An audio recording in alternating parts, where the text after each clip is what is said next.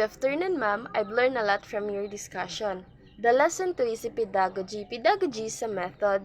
The study of method include the aims of education and ways in which such goal may be achieved.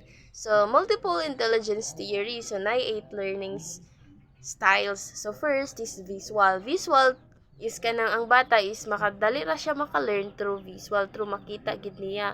For example, PPT, mga presentation nga makita gyud is dali ra na masabtan sa bata nga mas visual sila. Then second is auditory. Ang bata sa aning auditory is kanang mas dali niya masabtan kung makadungog niya or madungog niya ang istorya sa iyang teacher. Then or music or mga video presentation nga makita niya nga madungog pud niya is dali ra na niya masabtan. Then ang third is ang verbal.